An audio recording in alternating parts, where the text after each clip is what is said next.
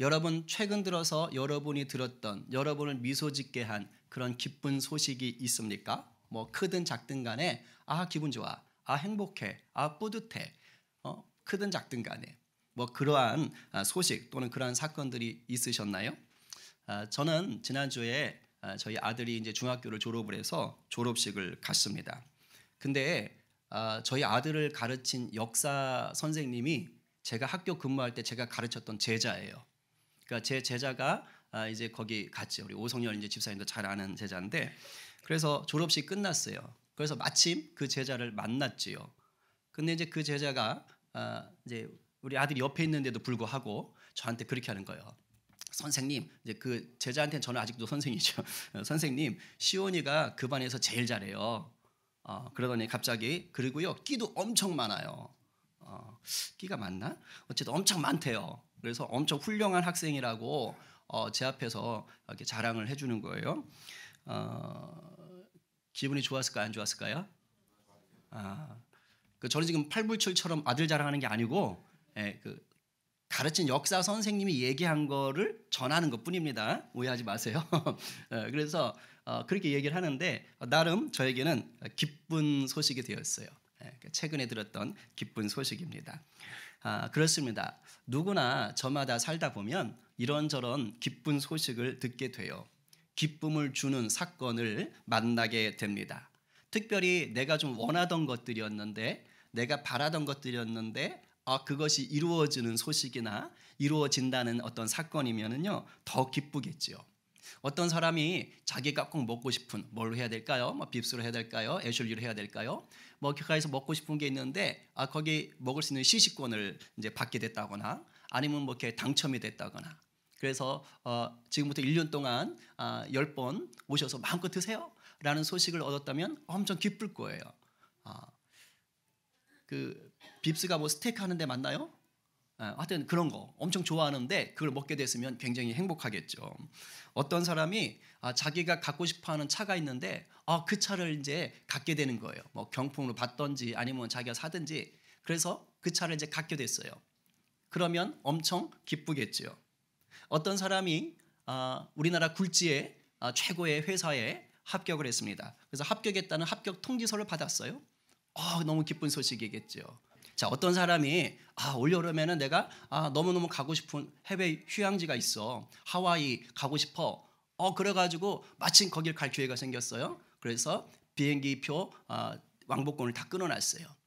손에 들고 있죠. 그날을 생각하면 그것은 자기의 큰 기쁨이 되겠죠. 자, 그런데 바로 이 어떤 사람이라는 사람에 대해서 한번 우리가 생각해 봅시다.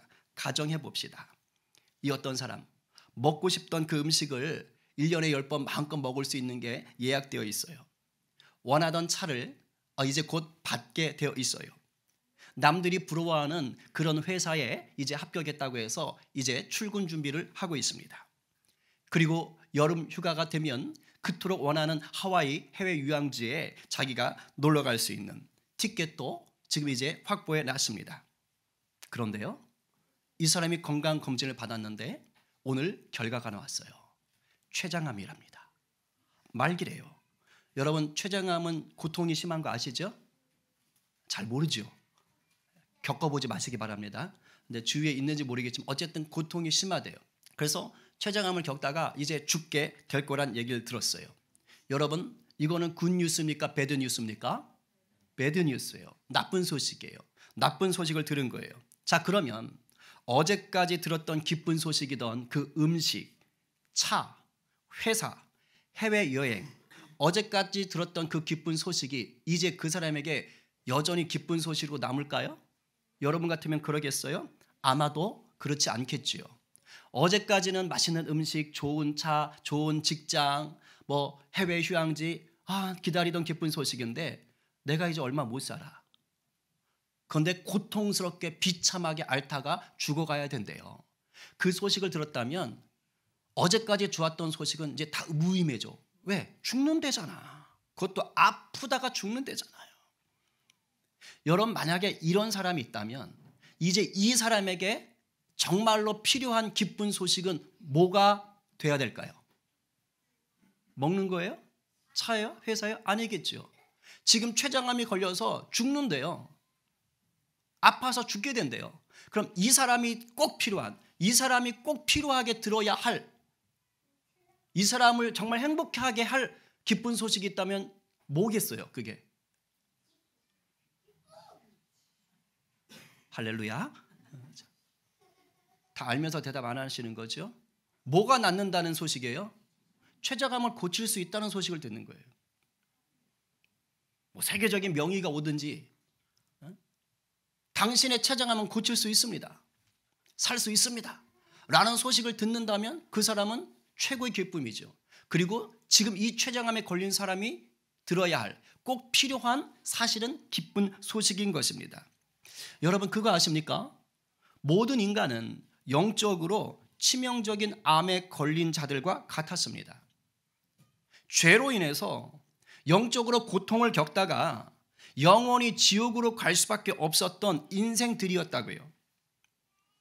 이 땅에서 사는 동안 누리게 되는 부와 명예, 장수, 쾌락 등은 죄송하지만 잠시 잠깐의 기쁨은 될 수 있어요.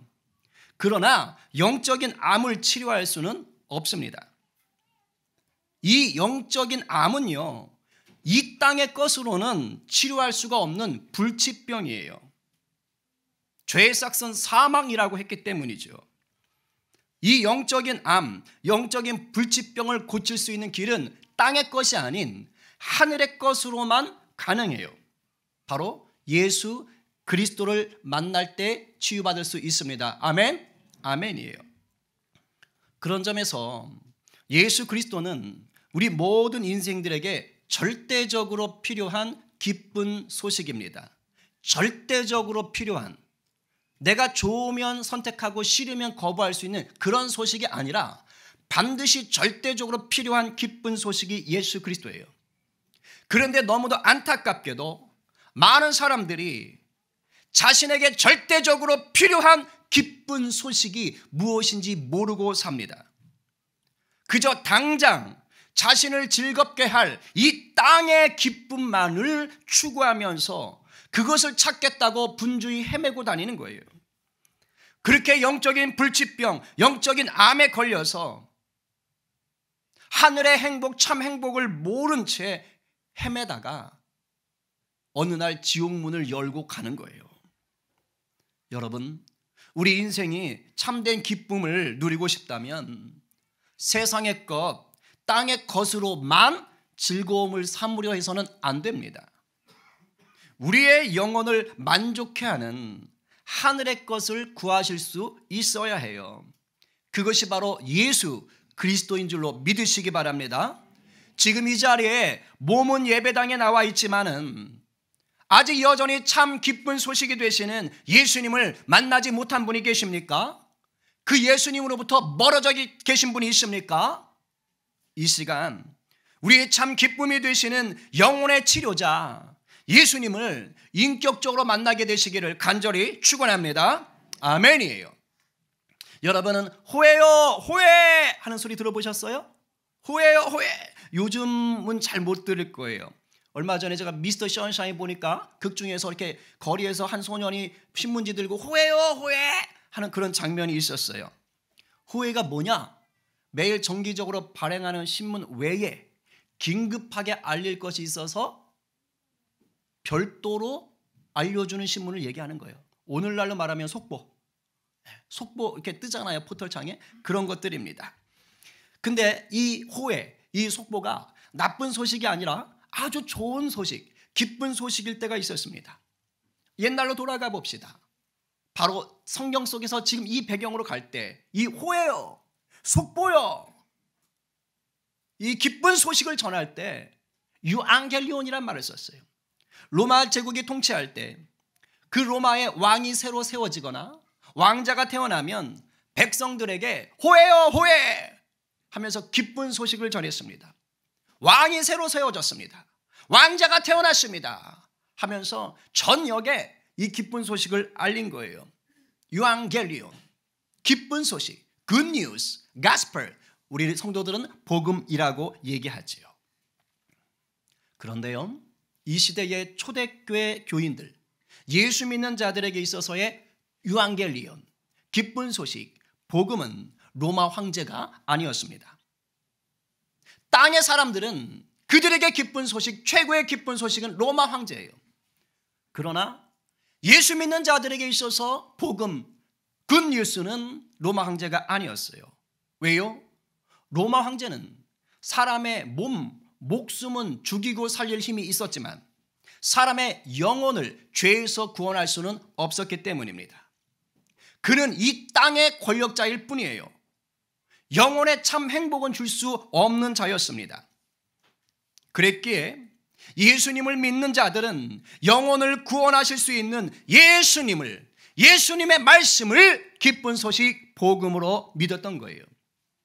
그리고 그 진정한 복음이 되시는 그 예수님을 믿고 나니까 이 기쁜 소식을 전하지 않을 수가 없어서 자기의 목숨을 걸어뜨렸습니다. 마가복음, 마태, 마가, 누가, 요한 4복음서 중에서 무엇보다 이 마가복음은 이 복음, 이 기쁜 소식, 예수 그리스도의 말씀, 예수 그리스도의 삶을 선명하게 증거합니다. 4복음 중에서 가장 분량이 적습니다. 할 얘기가 없어서 내용이 부실해서 분량이 적은 것이 아니에요. 복음 되시는 예수님의 삶, 이것을 집중하는 거예요. 예수님의 행동을 집중하는 거예요. 거기에만 포커스를 맞췄어요. 그래서 여러분들이 마가복음을 읽고 묵상하게 되시면은 하늘의 기쁨을 주기 위하여 오신 예수님을 아주 가까이서 만날 수가 있는 거예요. 그 사건 속으로, 그 현장 속으로, 그 기쁨이 터져나오는 자리 속으로 여러분들이 들어갈 수가 있는 것입니다. 마가복음을 읽게 되면 마태복음이나 누가복음에 있는 예수님의 족보 같은 거 없어요. 예수님의 출생 이야기 없어요.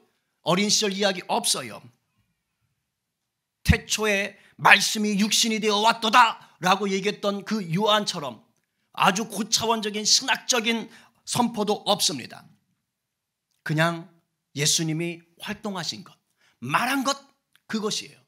우리 눈으로 그려볼 수 있는 예수님이 마가복음에는 선명하게 드러납니다. 성령님께서 마가를 감동시켜서 하늘의 그 기쁜 소식을 엑기스로 누구라도 들으면 알 수 있도록, 그려볼 수 있도록 그렇게 쓰게 하신 성경이 마가복음이에요. 올해는 우리가 마가복음을 가지고 제가 이제 강예시로 쭉 설교할 건데 참 신기하게 제가 그렇게 해야겠다라고 정해놨는데 이제 내년부터도 큐티를 해야지 하고 1월달 큐티를 딱 보니까 마가복음 본문이네. 참 감사하더라고요. 여러분들이 미리 묵상을 하실 수 있는 거예요. 그러니까 이 마가복음을 통해서 참된 복음인 기쁜 소식되는 예수님을 깊이 경험하기를 간절히 축복합니다. 아멘이요. 그래서 마가는요, 성경의 첫 문장부터 복음을 말합니다. 뭐라고 써 있어요? 하나님의 아들 예수 그리스도의 뭐의 시작이라? 복음의 시작이라. 복음의 시작이라. 하나님의 아들 예수 그리스도. 저는 이 첫 문장을 보면서 흥분해 있을 것 같은 마가가 떠올랐어요. 로마 황제를 복음이라고 부르던 그 시대에 아니 이렇게 당당하게 예수님이 복음이지요, 예수님의 말씀이 복음이지요 라고 지금 외치고 있어요. 여러분, 이 정도가 되려면 예수님한테 완전히 푹 빠져야 되는 거예요. 여러분, 호해요, 호해입니다 지금 외치고 있는 거예요. 기쁜 소식 중에 기쁜 소식이 있어요.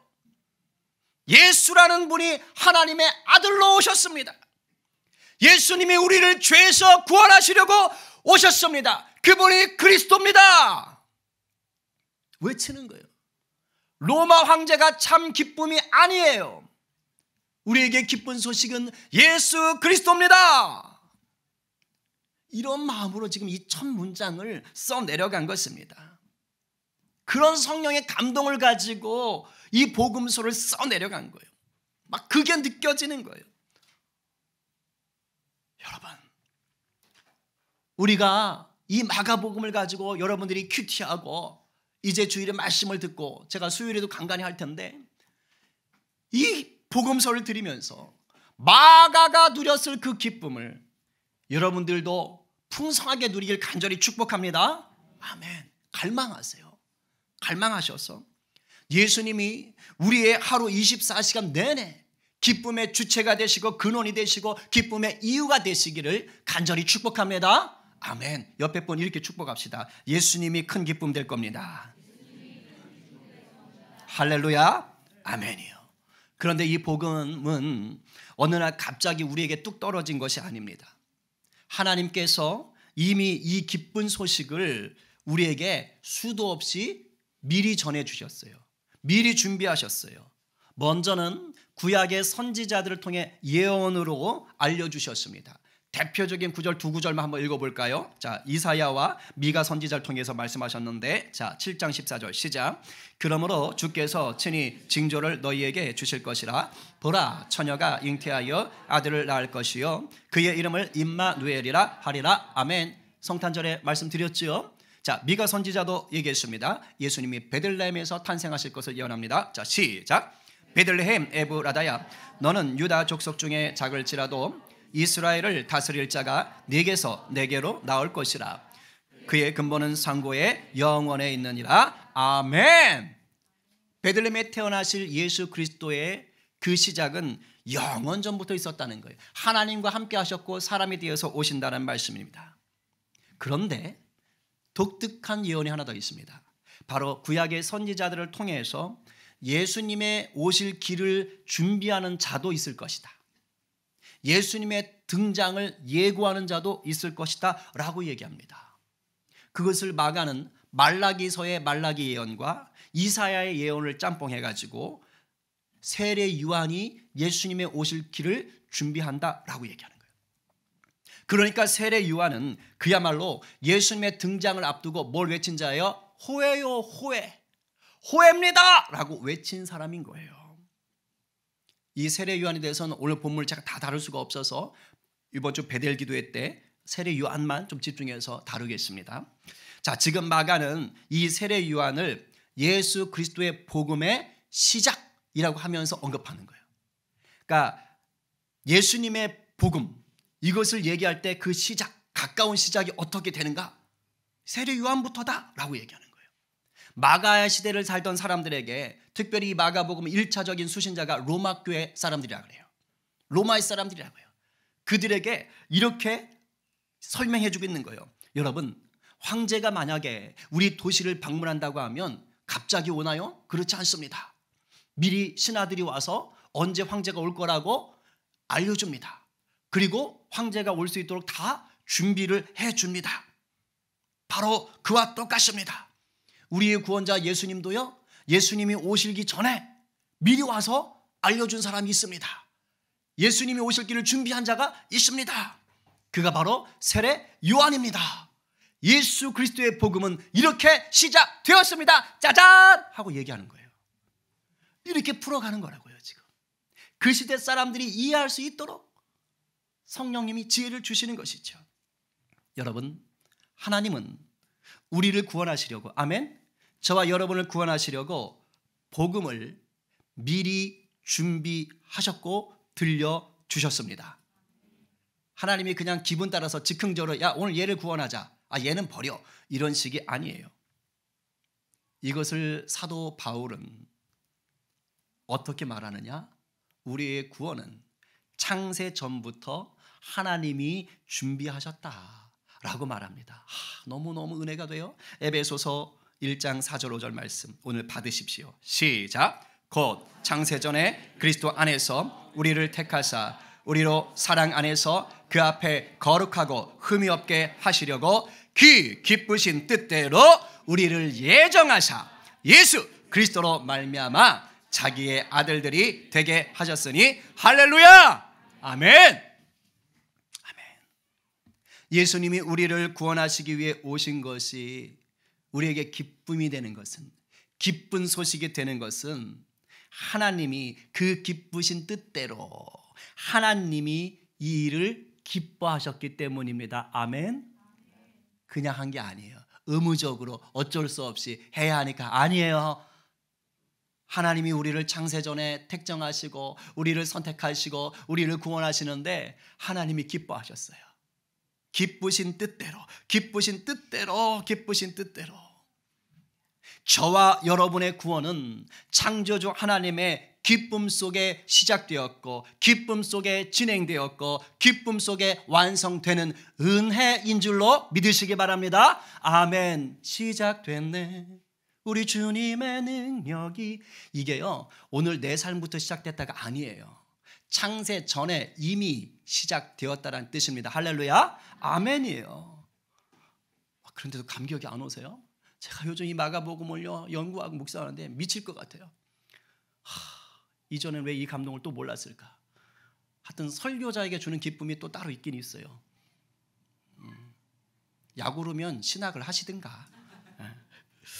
자, 그런데 가만 보니까 세례 요한이 단순히 예수님이 오십니다 라는 이 정보만 말해주는 게 아니에요. 세례 요한이 와서 이제 얼마 뒤면 예수님 오실 거예요 이 얘기만 얘기하지 않더라고요. 이름이 요한인데 지금 성경에 보니까 그 앞에 별명이 붙었어요. 뭐라고 되어 있어요? 두 글자? 세례. 맞아요. 세례 주는 사람 요한이란 뜻이에요. 왜 세례 줘요? 회개하라고. 회개하라! 라고 외치는 거예요. 죄를 회개하라! 라고 외치는 거예요. 예수님이 오실 길을 준비하는데 회개하라! 그리고 회개하는 자들에게 세례를 줍니다. 왜 이렇게 했을까요? 왜 예수님이 오실 길을 준비하면서 회개의 세례를 선포했을까요? 간단해요. 이해하기 쉽게 말하면 사람들의 마음이 예수님을 만날 수 있도록 준비시켜 준 거예요. 그 강팍한 마음들이 좀 누그러질 수 있도록 세례 요한이 준비 작업을 해 준 것입니다. 이 장면은 우리가 예수님을 믿게 될 때 우리의 마음이 어떤 상태여야 하는가를 잘 보여주는 예고편입니다. 여러분이 예수님을 믿을 때 예수님을 인격적으로 만나려면 뭐 해야 돼요? 회개해야 돼요. 회개하지 않는 자가 예수님을 인격적으로 만난다? 터무니없어요. 안 됩니다. 회개하는 심령 가운데 예수님의 인격이 임하는 거예요. 여러분들이 예수 그리스도가 참된 기쁨인 것을 누리시고 싶다? 예수님이 나에게 기쁨 주는 구세주인 것을, 하늘의 복을 주시는 구세주인 것을 믿고 싶다? 맛보고 싶다? 회개하셔야 되는 거예요. 회개로부터 시작하는 것입니다. 회개하는 자만이 예수님을 구세주로 만나서 바로 성령의 세례로까지 나아갈 수 있는 거예요. 이걸 지금 보여주기 위해 세례 요한을 통해서 준비시킨 것입니다. 교회만 나온다 하고 되는 게 아닙니다. 우리 심령이 주님 앞에 회개한 자로 있는가? 특별히 예수님이 우리에게 참 기쁨이 되는 것은 성령 세례를 준다라고 했던 이 세례 요한의 고백처럼 성령님이 우리 가운데 함께 하시기 때문이에요. 성령님은 하나님의 영이시죠. 땅의 것이 아니라 하늘의 것이라고요. 이 말은 주님이 우리와 함께 하신다. 임마누엘이에요. 하나님이 저와 여러분과 함께 하시는 것이 얼마나 좋은 건지요. 근데 사실 저는 말로 다 표현을 할 수가 없습니다. 근데 이 정도로는 여러분에게 그냥 설명할 수 있을 것 같아요. 만약에 여러분들이 이 땅을 사시면서 여러분들이 최고로 누릴 수 있는 만족이 무엇입니까? 여러분들이 이 땅을 사시면서 여러분들이 누릴 수 있다고 생각하는 최고의 기쁨이 무엇입니까? 여러분들이 이 땅을 사시면서 여러분이 누릴 수 있다고 생각하는 최고의 행복이 무엇입니까? 하나님이 우리와 함께 하신다는 것. 우리 주님이 나를 구원하셔서 함께 하신다는 것은 바로 그런 것들과는 비교할 수조차 없는 좋은 것이다.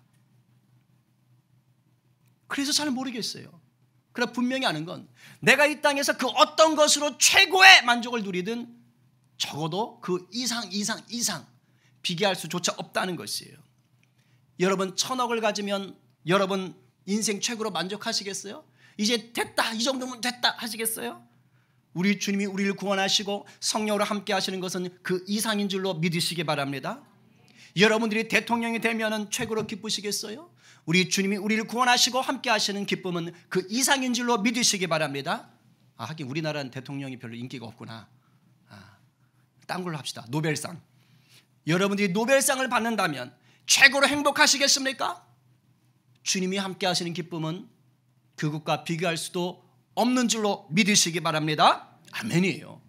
그래서 어떤 일이 벌어지는 거냐면 이게 진짜라니까요. 그렇기 때문에 예수님을 구주로 만난 사람들은 어떤 현상이 벌어지느냐.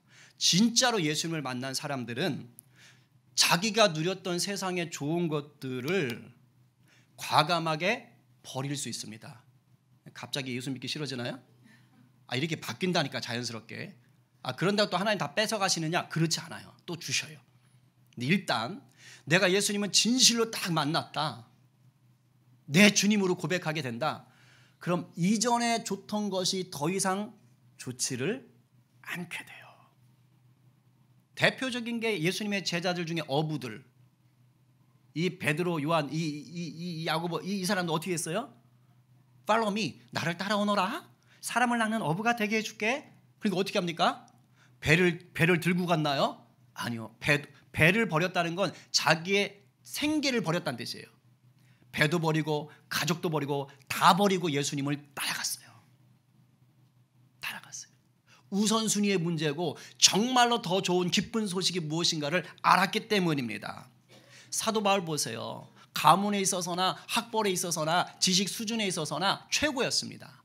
당대 이 땅의 것으로서는 탑이었어요. 그런데 뭐라고 고백해요? 내가 이것들을 다 똥으로 여기노라. 배설물로 여기노라. 예수님을 아는 지식이 가장 고상하도다. 제일 좋도다. 라고 얘기하는 거예요. 근데 생각해 보니까 이 사람들은 그렇게 말할 만해요. 온 세상을 다 가진다고 한들 세상을 창조하신 하나님보다는 크지 않잖아요. 근데 지금 예수를 믿고 주님을 구주로 영접하면 세상을 창조하신 주님이 나의 주님이 되시는 거예요. 할렐루야. 그분이 제일 부자잖아요. 그분에게 없는 게 없잖아요. 그분이 나와 함께 하신다니까. 그분이 나의 왕이 되신다니까. 이것을 믿게 되는 거예요.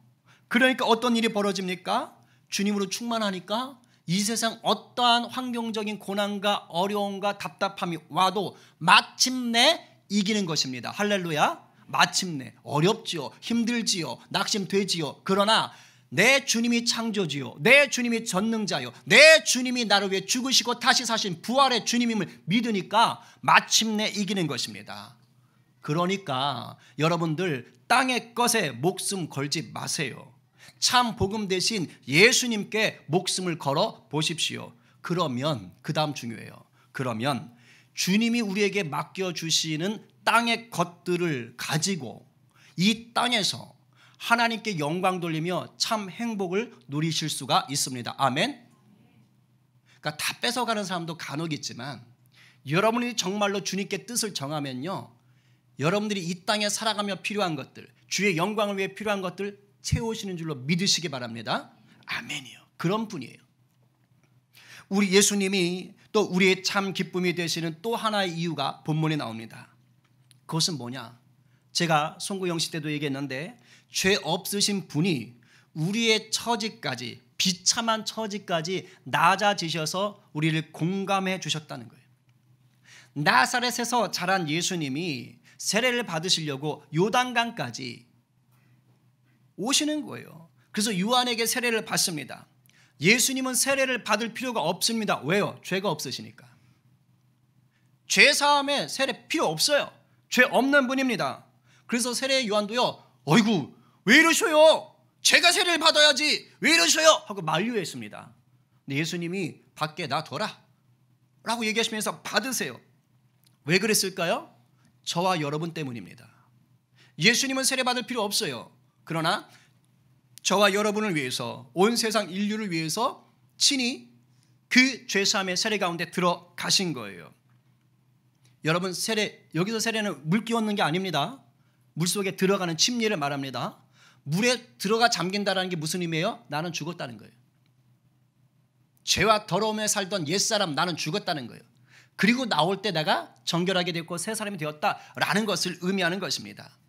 예수님이 물속에 잠겼다는 것은 무슨 말입니까? 죄로 죽을 수밖에 없는 우리를 구원하기 위하여 예수님이 대신 죽겠다 이 말이에요. 그것을 보여주시는 것입니다. 그 죽음의 자리까지 예수님이 낮아지신 거예요. 우리가 누군가의 고마움을 느낄 때 내 처지 내 사정을 전혀 모르는 사람이 도와주면 고맙긴 해도 그닥 감동이 덜해요. 근데 나를 너무 잘 알고 내 처지를 너무 잘 알고 나와 비슷한 처지, 나보다 더 어려움을 겪었던 동일한 사람, 동일한 그 처지를 살았던 사람이 도와주잖아요. 감동이 커집니다. 왜? 아니까. 내가 얼마나 힘든지를 아니까. 예수님은 우리를 누구보다 잘 아시는 거예요. 우리의 약함과 슬픔과 연약함과 죄로 인한 고통을 잘 아시는 분이에요. 이 죄의 묶임에서 우리를 건지시려고 십자가에 달리신 겁니다. 요한에게 세례를 받으신 것은 어떤 사인이냐? 이제 내가 너희의 죄를 사하기 위하여 십자가로 간다 라는 것을 알려주시는 사랑의 몸짓인 것입니다. 예수님이 세례 받으신 것은 그 자체가 내가 너희를 구원하기 위하여 십자가에 달린다라는 기쁜 소식의 예고편인 것이에요. 이렇게 기쁜 소식으로 오시는 예수님은 그분의 삶 전체가 하나님의 기쁨이셨어요. 그래서 예수님이 세례를 받고 올라오셨을 때 우리 하나님께서 친히 이것을 확증해 주십니다. 여러분 11절 말씀 같이 읽어볼까요? 시작. 하늘로부터 소리가 나기를 너는 내 사랑하는 아들이라 내가 너를 기뻐하노라 하시니라. 아멘. 여러분 예수님이 세례받고 올라오신 자리는요 굉장히 신학적으로 중요한 자리입니다. 중요한 사건이에요. 왜요? 성경에는 삼위일체라는 단어가 나오지 않습니다. 그런데 삼위일체가 함께한 자리가 바로 이 세례 후에 올라오신 자리예요. 굉장히 중요한 것입니다. 지금 이 요단강에 누가 계세요? 사람의 모습으로 오신 하나님의 아들 성자 예수님이 서 계십니다. 그렇지요? 그리고 그 위에 지금 본문에 보면 성령이 비둘기처럼 내려왔다 그랬지요? 성령님이 임하셨습니다. 눈에 보이듯이 임하셨어요. 그리고 하늘이 열리면서 하늘에서 하나님, 성부 하나님의 음성이 들립니다. 성부, 성자, 성령. 땅에 임하신 아주 놀라운 사건이에요. 그런데 성부, 성자, 성령이 이 땅에서 보여주시는 게 뭡니까? 사랑과 기쁨이에요. 사랑과 기쁨. 뭐라 그래요? 내 사랑하는 아들이라 내가 너를 기뻐하노라. 여러분 성부, 성자, 성령은 창조 이전부터 서로가 사랑의 존재요 서로가 기쁨의 존재였던 것입니다. 삼위일체 하나님은 온전한 사랑, 온전한 기쁨을 누리는 자들이 그 하나님이세요. 그 하나님께서 이 사랑과 기쁨 속에서 우리를 구원하기로 뜻하셨고 우리를 구원해 주신 것입니다. 놀라운 거예요. 그래서 예수 믿으면요 기뻐할 수밖에 없는 거예요. 우리가 오늘 찬양했잖아요. 기쁨이 넘칠 수밖에 없는 것입니다. 아멘. 아멘. 그러니까 힘들어서 죽을 상을 짓다가도 예수님 생각하면 나사 하나 풀린 것처럼 할렐루야 이렇게 나오셔야 되는 거예요. 한번 이번 주 해보세요. 누구 때문에 그냥 화가 막 나다가도 그냥 잠깐 예수님 하면서 웃으면서 그런 은혜가 여러분 삶에 시시각각으로 부어지기를 간절히 바랍니다. 임현수 목사님이라고 아십니까? 북한 선교를 굉장히 열심히 하셨던 분이에요. 국적이 캐나다 국적으로 갖고 계셔서 자유롭게 왔다 갔다 하실 수 있는 분인데 이분이 느닷없이 북한에 강제 이제 억류당합니다. 갇히는 거죠. 그래서 2년 7개월 9일 동안 감옥살이를 하는 거예요. 노동교화소에서 주라 일하고 하루 종일 일하고 감옥에 들어갔다 또 일하고 이렇게 하는 거예요. 그런데 이분이 하나님의 전적인 은혜로 2017년 8월 9일에 정말 아무런 예고도 없이 풀려납니다. 근데 이분이 갇혀있는 이 2년 7개월 9일 동안 이미 우리나라 이후 여사부터 시작해서 뭐 캐나다의 뭐 수상이라든가 전 세계 고위 사람들이 고위 간부들이 고위 공직자들이 이분을 구하려고 이분을 구출하려고 엄청 애를 썼어요.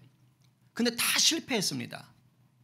그래서 안 되나 보다 이러고 있었는데 하나님이 정하신 딱 그 시간이 되니까요. 아무도 예상하지 못했던 시간에 북한에서 임 목사님을 그냥 풀어주는 거예요. 2017년 8월 9일 점심 식사 후에 이제 일하러 가야 되는데 노동교화소 그 소장이 오더니 짐 싸시오. 갑시다. 이렇게 말한 거예요. 그러니까 임 목사님에게는 이 소장의 말이 뭐 하는 거예요? 생각지도 못했던 굿뉴스, 기쁜 뉴스가 되었던 것이죠. 근데 이 사건이 겉으로 볼 때는 어느 날 갑자기 일어난 일처럼 보입니다. 그렇게 빼내려고 노력할 때는 안 되더니 어느 날 갑자기, 그것도 이때 이 즈음이 미국과 북한이 굉장히 살벌할 때였대요. 막 전쟁이 일어날 듯 말 듯 막 그런 분위기였다는 거예요. 그런 상황 속에서 탁 풀어준 거예요. 겉으로 볼 때는 갑자기 일어난 일 같아요. 그러나 그렇지 않아요. 우리 주님은 이것을 위해서 미리 준비하셨습니다. 놀라운 사건은요, 이 임 목사님이 2년 7개월 9일, 그러니까 첫날, 감옥에 갇히던 첫날 밤에 꿈을 꿉니다. 하나님이 꿈꾸게 하셨는데 자기가 땅속에 있는데요, 머리가 엄청 큰 호랑이 앞에 자기가 툭 떨어지더래요. 근데 자기는 너무너무 조그맣더래요. 앞에 호랑이 엄청 큰데 막 침을 질질 흘리면서 뭔가를 질겅질겅 씹으면서 자기를 노려보더랍니다. 그런데 이상하게 자기를 잡아먹지는 않더래요. 그래서 한참을 벌벌 떨다가 괜찮나? 하면서 뒷걸음질 쳐가지고 이분이 이제 슬슬 뒤로 피하는 거죠. 그러다 한참 해서 오른쪽으로 이렇게 돌아서 나오는데 갑자기 우리 주님의 손이 그분을 싹 감싸더니 땅 위로 싹 들어 올리더라는 거예요. 그래서 땅 위로 나왔는데 밝고 환하고 아름다운 땅 위로 나왔다는 것이에요. 그 순간 우리 주님께서 이렇게 말씀하시대요. 이제는 자유다! 라면서 얘기하셨대요. 그런데 이분이 그 꿈속에서 주님의 손이 자기를 이렇게 안고 있는데 그 주님 손에 있는 자기가 어떤 모양이었느냐? 금두꺼비였답니다. 금두꺼비. 요거 이렇게 이제 책에 보면 이렇게 그림이 그려져 있어요. 금색인데 붉은 기가 도는 금두꺼비가 딱 둘려 있었대요. 그것도 저거 이단 아니요? 이러실 분인데 그거 아니에요. 금송아지 이런 거 아니고. 왜 금두꺼비인가? 이분은 꿈속에서 그걸 단박에 알았대요. 왜냐하면 이분이 CCC 간사 출신인데 자기가 20대 초반에 그 무학여고 다니면서 애들을 그 복음 전하고 선교 훈련하고 할 때 그 학생들이 자기한테 붙여준 별명이 두꺼비 간사님이었대요. 두꺼비 간사님. 그러니까 하나님이 꿈을 주셔서 저 손, 주님의 손 위에 두꺼비가 있을 때 이제는 자유다! 할 때 단박에 알았대. 저거 나구나. 그리고 주님이 나를 구원해 주시는구나. 할렐루야. 그래서 이 임 목사님은 갇히던 그날부터 시작해서 언제 풀려날지 모르지만 하나님이 반드시 이 일을 하신다라는 뭐가 있는 거예요? 기쁜 소식을 미리 들은 거예요. 그래서 견딜 수 있었다 그러는 거예요. 감옥 안에서 설교 주제 700편을 준비하고요. 하여튼 엄청 주의 말씀으로 힘들어 죽겠는데 때마다 일마다 주님 주시는 기쁨을 누렸다라고 책에도 쓰시고 또 간증도 하시는 것을 제가 들었습니다. 여러분, 예수님과 함께하면 이런 기쁨이 있습니다. 아멘? 아멘이에요. 세상은 알 수 없고 세상이 감당할 수도 없는 기쁨이 부어지는 거예요. 누리고 싶다고요? 예수님을 제대로 만나시면 돼요. 주님은 이 기쁨을 내가 어떻게 하나 보고 주는 게 아니라고요. 착각하지 마세요. 내가 착한 일 많이 하면 주님이 기쁨을 많이 주신다? 그거 기복신학이고 잘못된 신학입니다. 창세 전에 그분의 기쁘신 뜻대로 우리에게 참 행복을 예정하셨다 안 하셨다? 하셨다.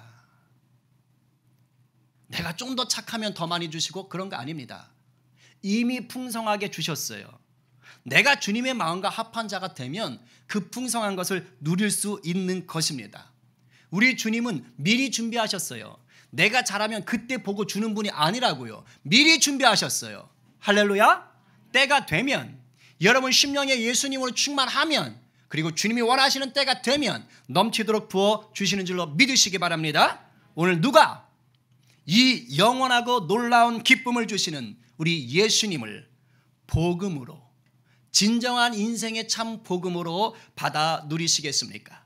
오늘 누가 예수님이 하나님의 기쁨 되셨던 것처럼 여러분의 삶을 주님의 기쁨 되도록 올려드리겠습니까? 오늘 말씀에 아멘으로 화답하며 날마다 복음으로 살기를 갈망하는 저와 여러분 모두가 되시기를 간절히 축원합니다. 아멘입니다.